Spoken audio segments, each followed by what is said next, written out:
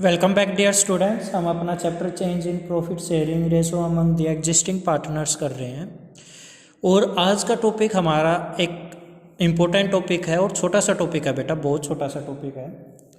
क्या टॉपिक है देखते हैं। देखो, आपको एक बात पता है, जब भी एग्जिस्टिंग पार्टनर्स के बीच में प्रॉफिट शेयरिंग रेशो में चेंज आता है, मीन्स अगर एग्जिस्टिंग पार्टनर्स अपनी रेशो चेंज कर रहे हैं तो अगर रिजर्व हो उसको बांट लेते हैं, P&L हो उसको बांट लेते हैं, एडवर्टीजमेंट एक्सपेंस हो उसको बांट लेते हैं, ओल्ड पार्टनर ओल्ड रेशो में बांट लेते हैं। आज तक हमने ये पढ़ा, क्लियर है। और बांटते हैं भैया बेटा, पर कई बार पार्टनर डिसाइड कर लेते हैं यार छोड़ना, हम नहीं बांटते रिजर्व को या लॉस को, इन चीज़ों को हम नहीं बांटते, तो तब क्या एंट्री होगी वो देखते हैं। देखो एक बार, when reserves and accumulated profit या loss not to be transferred to capital account, तो क्या करेंगे बेटा, याद रख लेना, अगर पार्टनर्स डिसाइड कर रहे हैं कि वो अपने रिजर्व को एक्यूमुलेटेड प्रॉफिट या लॉस को ट्रांसफर नहीं करना चाहते, तो आप क्या कर लेना, सेक्रीफाइस और गेनिंग रेशो निकाल लेना। क्या निकाल लेना? सेक्रीफाइस और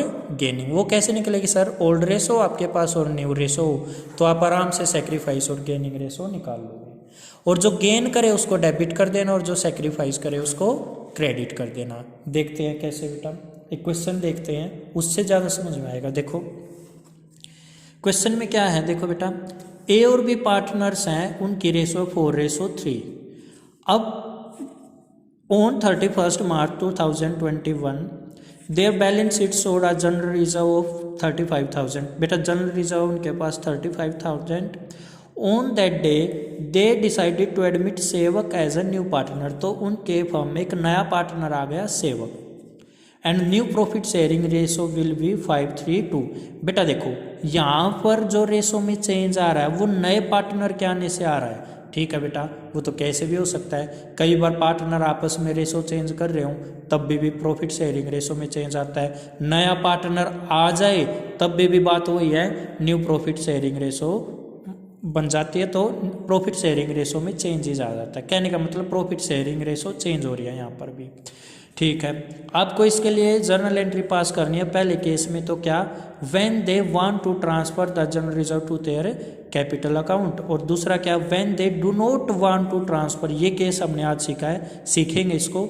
दे do not want to transfer general reserve in their capital account but prepare record in adjustment entry for the same. सीधी सी बात है, इसकी एंट्री पास करो भाई। जब वो ट्रांसफर नहीं करना चाहते तो उसके लिए आपको न्यू और ओल्ड रेशो चाहिए, और उससे आप क्या निकालोगे, सेक्रीफाइस और गेनिंग रेशो। चलिए कैसे करते हैं देखते हैं बेटा।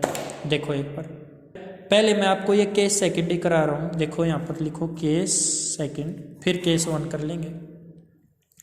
हमें पता भाई हमारे पास ओल्ड रेशो थी 4:3 और न्यू रेशो है हमारे पास 5:3:2। सर ये कहाँ बेटा, गिवन है। देखो ओल्ड रेशो है 4:3 और न्यू रेशो 5:3:2, क्लियर है। चलिए अब ये हम न्यू रेशो भी हमारे पास, ओल्ड रेशो भी है, तो हम सेक्रीफाइस या गेन बहुत आसानी से निकाल सकते हैं। और वो कैसे निकलेगा, old minus new. Old ratio देखो इसकी कितनी है, ए की 4/7 माइनस क्या कर दोगे 5/10,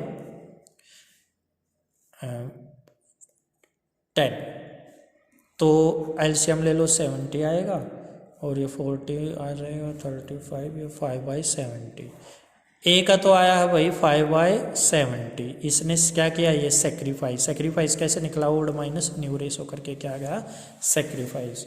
फिर भाई बी का निकाल लेते हैं। बी का जो ओल्ड रेशो है 3/7 है और न्यू है 3/10, तो 30/-21 70 आ गया 9/70, तो 9/70 भी इसका सेक्रीफाइस आ गया है। अब नया पार्टनर कौन था, सेवक। उसका तो हमें पता ही है कितना है उसका शेयर, 2/10। ये क्या कर रहा है बेटा, 2/10। अच्छा इसको ऐसे भी लिख सकता हूँ बेटा, अगर मैं एलसीएम लेको इनको इक्वल करना चाहूँ। देखो ए का तो 5/70, बी का है 9/70 और सी का कितना है 2/10 है ना, तो एलसीएम लेके इनका बेस सेम करेंगे तो ये ऐसे भी तो लिखा जा सकता है, ठीक है। तो अब मेरे को पता, अच्छा ये जो नया पार्टनर आया वही तो गेन कर रहा है, तो ये जो 2/10 है ये क्या है इसकी गेनिंग रेशो, क्योंकि नया पार्टनर आया है तो भाई गेन तो करेगा ही। अब आपको क्या करना है, जो पार्टनर जब केस क्या है, व्हेन रिजर्व या फिर एक्यूमुलेटेड प्रॉफिट या loss not to be transfer to partners capital account, तो सेक्रीफाइस गेनिंग निकालेंगे। हमने निकाल लिया भाई कि ए और बी ने तो क्या कर रहे हैं, ये तो सेक्रीफाइस ए और बी, और जो सी है मीन सेवक है ये कर रहा है गेन। जो गेन करे उसको डेबिट लिखो सेवक अकाउंट डेबिट टू, सेक्रीफाइस कौन कर रहा है, A is capital to B is capital. चलो भाई देखना एक बार कितनी अमाउंट थी जो रिजर्व की दे रखी है, वो दे रखी है बेटा,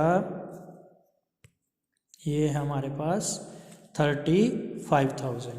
तो क्या करोगे, 35,000 को उनकी सेक्रीफाइस और गेनिंग रेशो में आप डिवाइड कर दोगे। तो इसका जो ये आया था, ये कितना आया था, 14/70, 14/70। तो इसको कट करो,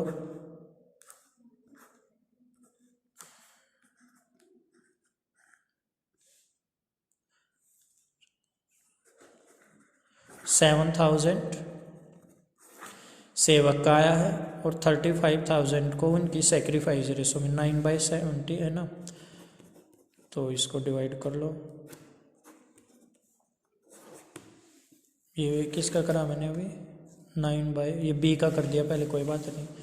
तो बी का ये आया 4,500, ये आ गया बी का 4,500। ऐसे ही ए का कर लो, 35,000 को कितना है ए का, 5/70, 5/70 ये कट कर लेना, 2,500 रुपये आने, ये आंसर है।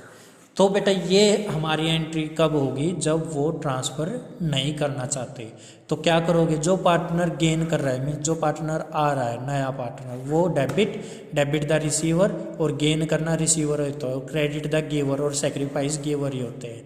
या ऐसे कर लो, या फिर जो गेन कर रहा है डेबिट, जो सेक्रीफाइस कर रहा है वो क्रेडिट। क्लियर है, आगे ये बात समझ में, किस रेशो में, सेक्रीफाइस और गेनिंग रेशो में। पर बेटा वही केस करो, अगर वो ट्रांसफ़र करना चाहते हैं, नोट नहीं आता, वो ट्रांसफ़र करना चाह रहे हैं, फिर क्या करोगे, फिर तो आसान है भाई। जनरल रिजर्व हमें पता है क्रेडिट होता है, बढ़ते टाइम क्या हो जाएगा, debit. General reserve account debit to old partner old ratio, to A is capital to B is capital. कितनी थी भाई कैपिटल रिजर्व की अमाउंट, 35,000। अब हम इस 35,000 को उनकी ओल्ड रेशो में बांटेंगे, 4:3 में। किस रेशो में, 4:3 में। तो 4/7,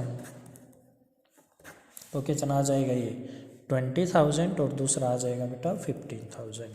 old partner old ratio, old partner old ratio अगर ट्रांसफ़र करना चाहते हैं, अगर नहीं चाहते तो सेक्रीफाइस और गेनिंग रेशो। क्या ये बात आई समझ में बेटा? चलिए नेक्स्ट वीडियो में नेक्स्ट टॉपिक करेंगे। Thank you.